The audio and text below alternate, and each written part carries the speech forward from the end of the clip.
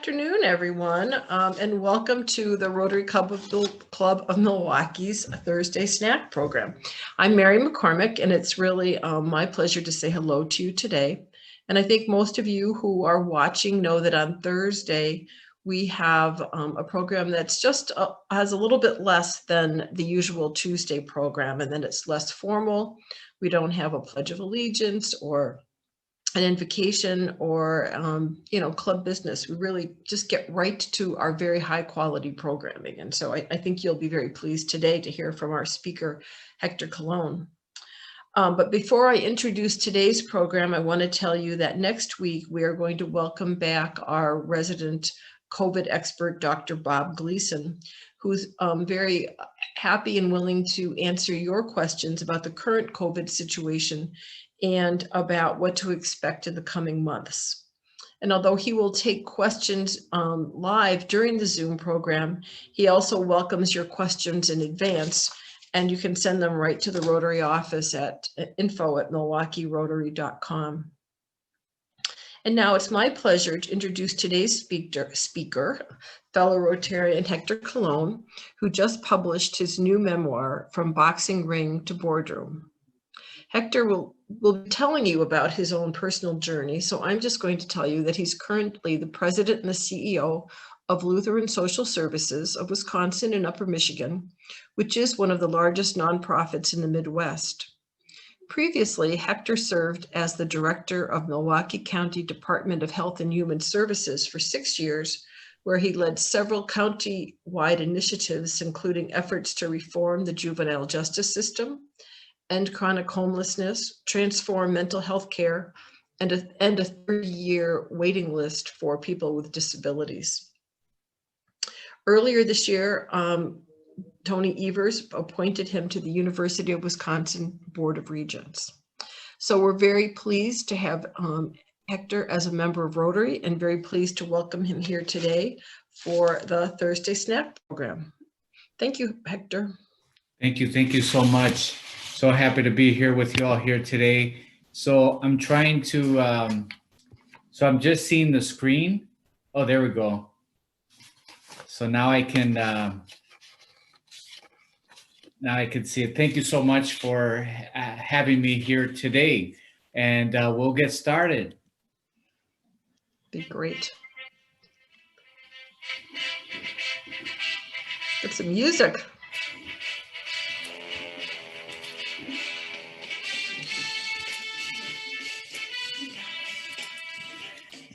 I'm ready to bring out the champion in you today. I want to start off with one of the greatest boxing champions to ever grace the ring, Muhammad Ali. He said, champions aren't made in the gym. Champions are made from something they have deep inside of them, a desire, a dream, a vision. I see many parallels between becoming a successful champion and a CEO. Successful champions and CEOs work really hard to obtain our status.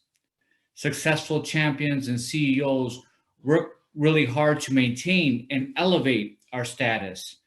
And successful champions and CEOs learn how to bob and weave and roll with the punches, and sometimes even take it on the chin in order to advance their careers.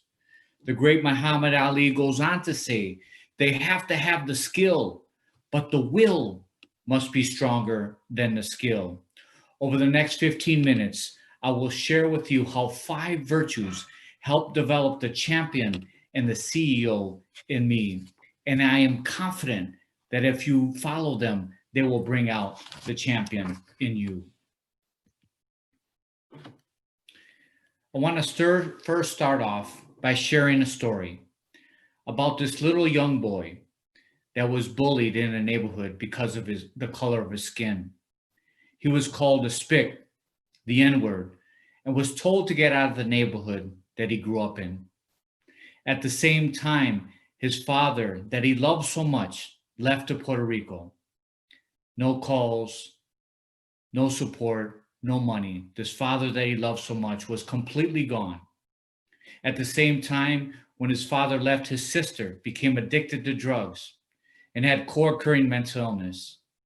She was in and out of jail, in and out of the psychiatric hospital, suicide attempts, and fights with her mother, all in front of this little young boy. Drugs and gangs permeated this young boy's surroundings.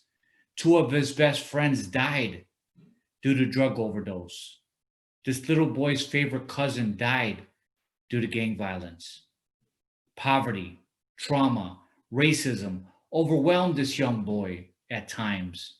Sometimes this young boy was home alone while his mother was working 2 and 3 jobs to support the family. And he was just there trying to figure it out. As a result of these factors and more, this young boy has an ACE score of 6. ACE stands for early adverse trauma effects. An ACE score of 6 would indicate that this young boy would have 1,200% likelihood of having depression, or a 200% likelihood of committing suicide. This young boy is me.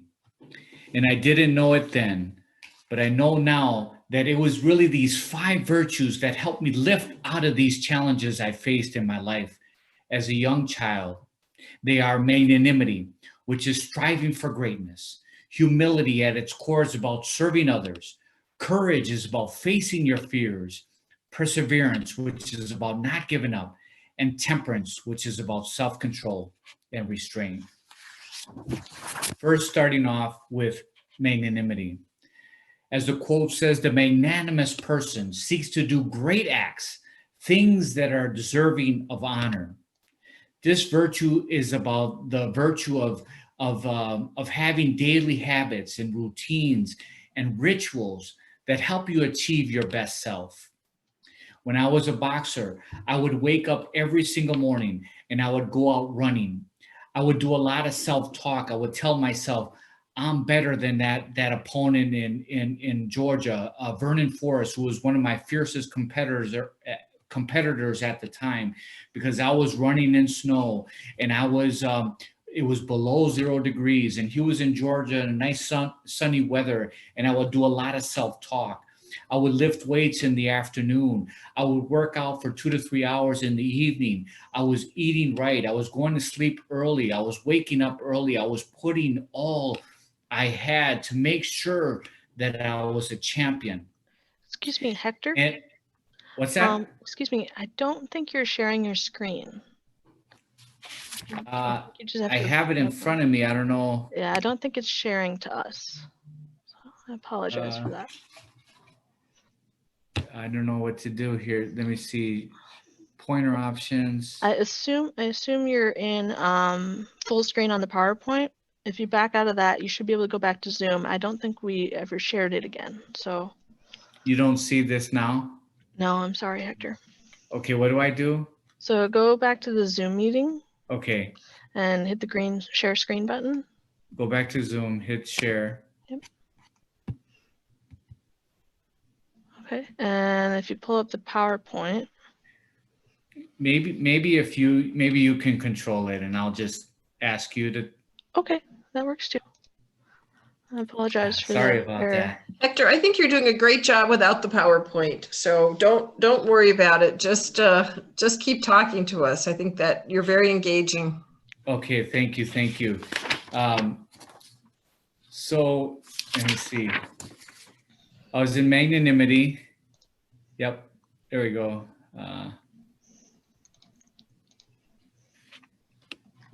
Sorry about this. Okay. So I woke up, I was putting in the daily things that were necessary to become a champion. And I ended up becoming a 7-time national champion in 6 different weight classes and traveling all over the world with the United States national boxing team. And in 1992, I was favored to go to the Olympics as a welterweight. So here I am, my biggest dreams. I was already thinking about winning a gold medal and obtaining a lucrative $1 million contract. And as I got into the ring, I was not focused. I was not focused, mind, body, and spirit, for the most important opportunity of my life. And even to this day, there's that little pinch in the heart. It hurts because I should have been an Olympian in 1992, but I lost. And it's a very important lesson for me today to know that when those opportunities come up, you have to be ready. And I was hurting because I wasn't hearing from the big time promoters, that were talking about these lucrative contracts. And I was searching and searching. And on December 27, 1992, I bought my first Bible. And on that day, I gave my life to Christ. And my life has been so blessed ever since. I continued to box. And this time, and I fought Jesse Brasino, the guy that beat me in the Olympic trials, 6 months later, and this was the outcome. Yeah.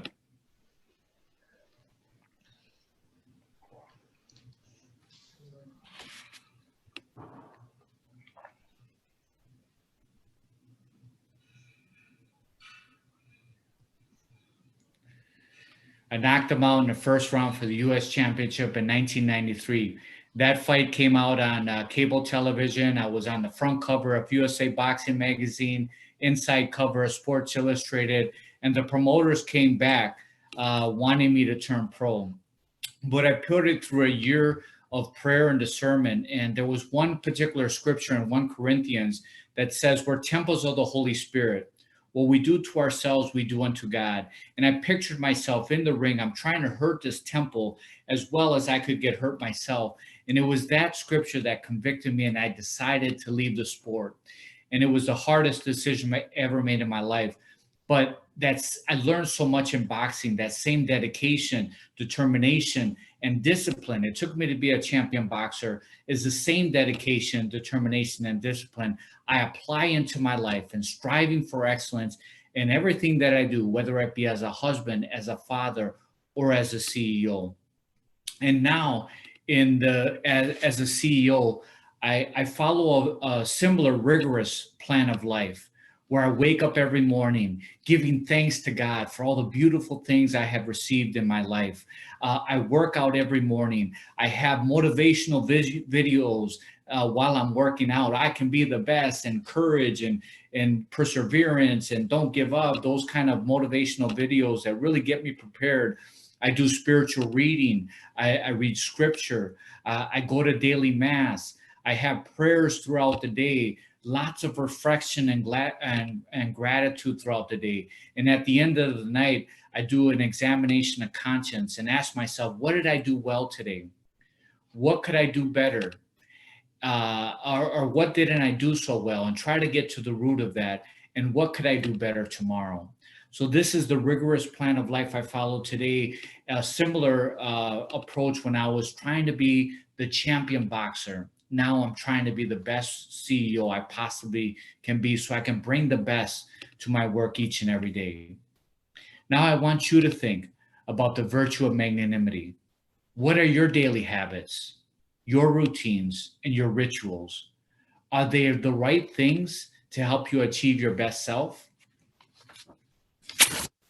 Okay, please, next slide. Oh. Humility. As the quote says, just as the Son of Man did not come to be served, but to serve and give his life ransom for many. We're talking about Jesus Christ here. If you believe that Jesus Christ is Lord, that's one thing, but it's hard to argue that he was one of the most influential people in the history of the world. And he didn't come as king. He didn't come as dictator. He came as a humble servant, showing a way of life with lots of love. And look at the impact that he has had on the world. Over 2 billion Christians in the world as a result of his approach. When I think about humility, I think about my mother, who worked 2 and 3 jobs once my father left, and she never complained. Not once did I hear my mother complain. And not only did she not complain, she served others. So if my sister had a mental illness, and she would have boyfriends that had mental illnesses, and my mother would take them grocery shopping, take them to buy the clothes, would feed them, would make sure they took their medications, basically did everything that a paid case manager would do out of the goodness and love of her heart. And she never got a dime, not one dime. I love my mother so much, and I learned so much from her. When I think about humility, I think about my boxing coach. Israel Acosta, who they call Shorty, who is truly a giant in my life, a giant in this community. And he would sacrifice his nights for me, sacrifice his weekends for me. You know, he took me, his vacations, he would sacrifice.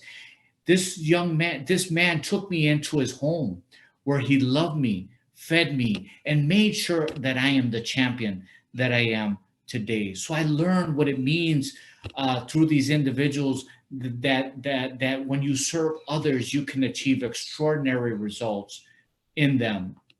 And I think about my role as a CEO now. You know, I feel like I'm being served by my executive assistant. I'm being served by my direct reports. I'm being served by my board and so many people in this organization. Sometimes I feel bad. Sometimes I want to be like my mother and like Shorty, and I want to make sure I'm serving others. And I try to do everything that I can because I know it's the right approach. And so my style at LSS is making sure that I'm paying our staff what they're worth, that I'm recognizing them, that I'm empowering them, that I'm involving them in our strategy, in our direction, so that we're co-creating our future together. And this is a style that I think is effective and has been effective at LSS. Now, I want you to think about a time where you exhibited the virtue of humility with others. How did this affect them and you? I know it had a positive influence on both of you. I encourage you to do more. Next slide. Courage. Here one confronts a multitude of things that terrify people: fear of criticism, fear of embarrassment, fear of poverty or job loss, fear of losing friends or being ostracized, even fear of being in the wrong. There is no greater courage than entering into that boxing ring. That fear that you feel is absolutely terrible. I don't care who you are, Mike Tyson, Floyd Mayweather, the best who have ever graced the ring, enter that ring with fear. If they don't tell you that, they're lying. But you enter into that ring with self-preparation and dedication and determination and discipline. It gives you the confidence to enter that ring. And I have to tell you that when you win that fight and you raise those hands in triumph, there's nothing like that feeling when you're in front of thousands of people, because you know you work so hard to achieve that victory. When I think about my life right now and the courage that I had to move forward with Lutheran Social Services of Wisconsin and Upper Michigan, it was a 6-month process to obtain the CEO role there. And midway into that process, I almost withdrew my name, truly because if I would have done that, I would have been a coward. And the reason why I was thinking of doing that, because I realized that I would be the first non-Lutheran, non-pastor, non-Norwegian to run this organization in 138 years. And I thought that this organization wouldn't accept me. What I was afraid of was rejection. And I'm so proud that I decided to move forward with courage in this wonderful organization, an organization that serves over 30,000 individuals on an annual basis, 91% of which indicate that we have improved their quality of life. Individuals who have incredible odds stacked against them. I have the honor and privilege to be in this organization that allows us to serve these individuals. I'm also so honored to be part of an organization with the legacy, credibility, and history of results. If I wouldn't have had courage, I would not be talking to you here today. And I feel so blessed and thankful that I did to have that courage to move forward. Next slide. Perseverance. Difficulties break some men, but make others. No axe is sharp enough to cut the soul of a sinner who keeps on trying, one armed with hope that he will rise even in the end. I failed so many times in my life. I failed in boxing. I lost my first fight and I wanted to give up. And my coach was like, don't give up, champ. You can become a champ. Then I fought my second fight. And I lost again. And I really wanted to give up. First, there's this intense fear you feel in entering into that ring. Then you lose. Then you're crying and you're humiliated. There's nothing fun about this. I told my coach, I'm sorry, but right now I want to give up. And he said, champ, don't be a quitter. Don't give up. Champ, don't be a quitter. You can become a champ. And it was the way he said it. For the first time in my life, I felt a challenge I wanted to take on. And look, I ended up becoming a 7-time national champion, having the opportunities to travel all over the world, getting a worldwide perspective, going to Russia, Ireland, Scotland, Poland, Germany, all over the Caribbean, all over the United States. I would have never experienced that global perspective if I would have given up. I think about when I gave up boxing, when I felt called away from the sport, I went into occupational therapy and I scored very low on my entrance exam.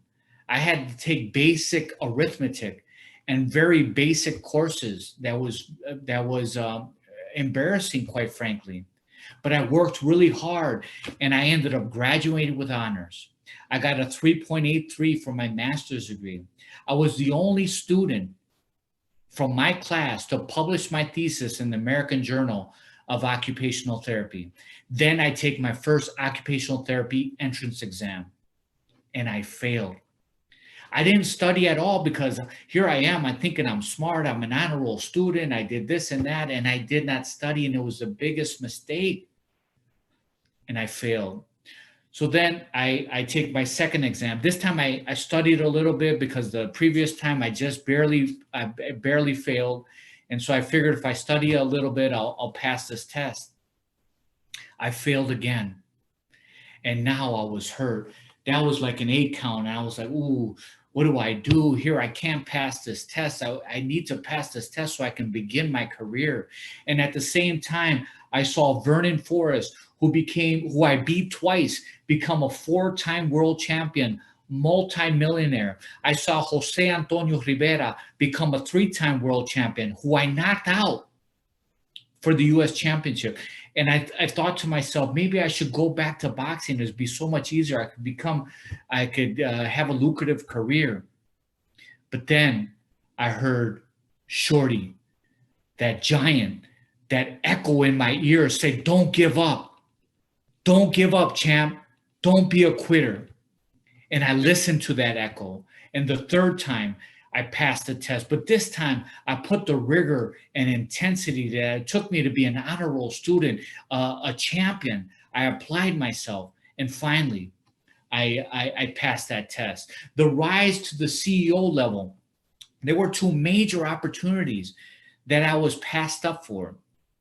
The last one I really thought I was going to get.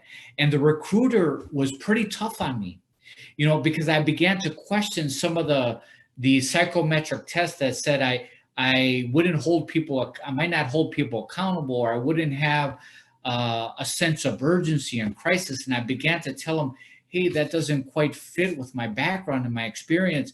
And he got mad at me. He said, this has lots of credibility and decades of credibility, and you think you're smarter than this instrument with all this research? And I said, no, it's okay. And I quickly said, look, if there's another opportunity that opens up, please let me know. And he told me, you're not at this level. You're not going to hear from me. I could have easily caved and continued not to pursue to become a CEO, but rather I surrounded myself with CEO mentors. I began to read and I got a business coach, and I practiced leadership while I was the director of Health and Human Services for Milwaukee County. And there we turned multi-million-dollar deficits into multi-million-dollar surpluses, which led me to become the president and CEO at Lutheran Social Services. If I would have given up, I would never be talking to you here today. Now, perseverance is about not giving up. Many of us are afraid of losing. I want you to think about perseverance. Think about a time where you persevered. What was the result? How can you apply the virtue of perseverance in your life right now? Next slide, please. Temperance. Temperance is self-mastery. Not everything we experience in our bodies and souls should be given free rein, nor ought we do everything we can do. It is easier to let ourselves be carried away by so-called natural impulses, but this world ends up in sadness and isolation in our misery. That's Saint Jose Maria Escriva. You know, the sport of boxing taught me a lot of self-control.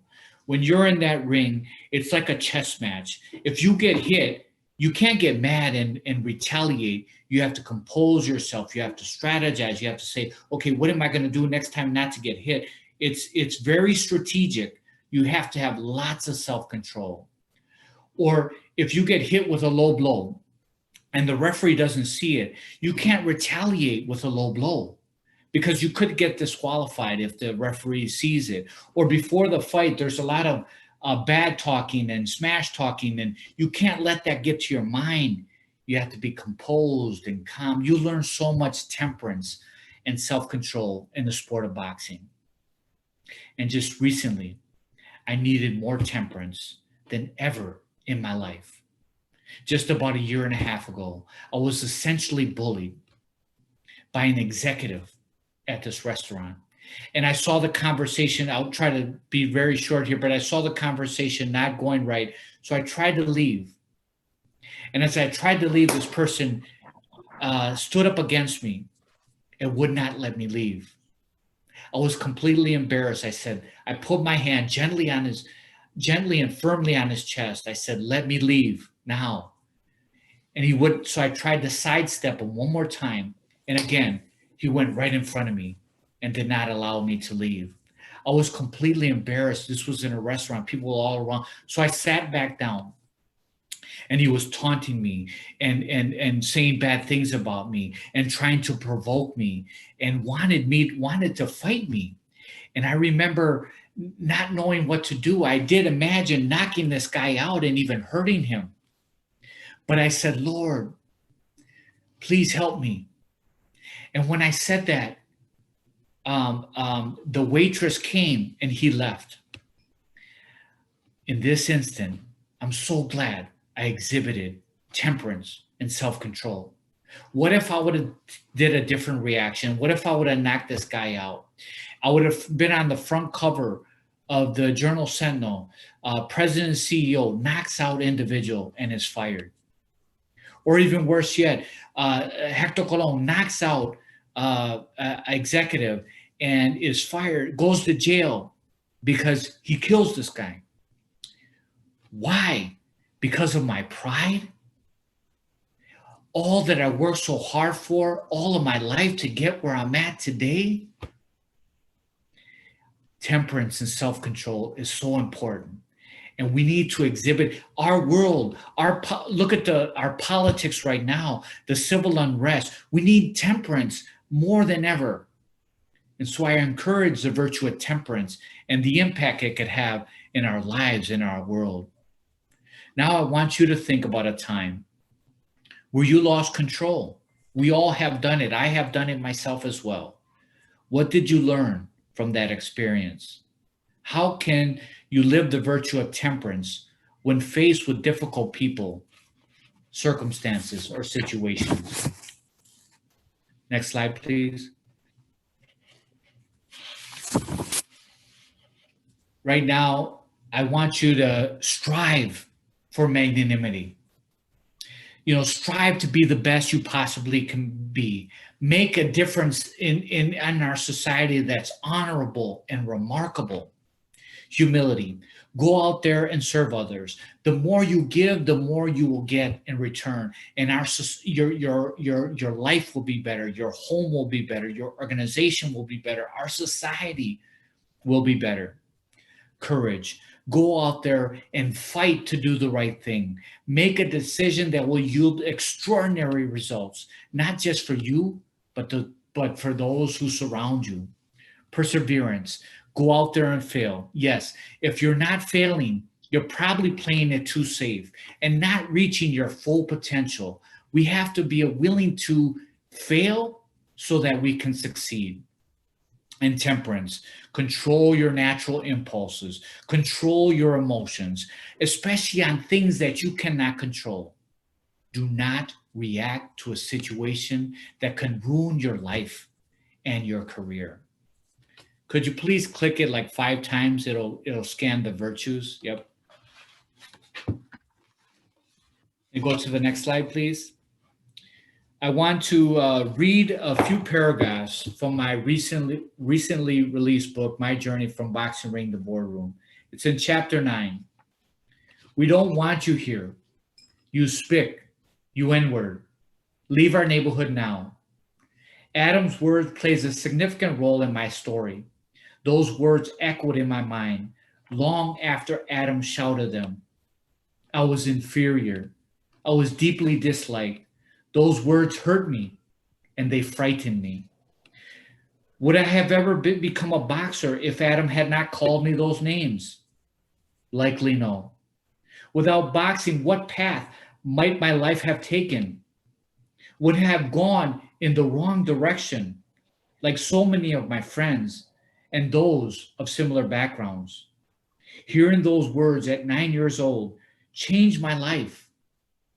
Because of Adam, I learned how to be coached, how to be resolute, and how to be a team member. Because of Adam, I rose from the boxing ring to the boardroom. Thank you, Adam. I love you so much. In closing, I want to thank you because you are champions. You are champions because you're here taking the times to learn, to grow, and to develop yourselves, and hopefully to become my friend. You are champions because you're going to learn the virtues discussed here today to make your lives better, to make your homes better, to make your work better, to make our society better.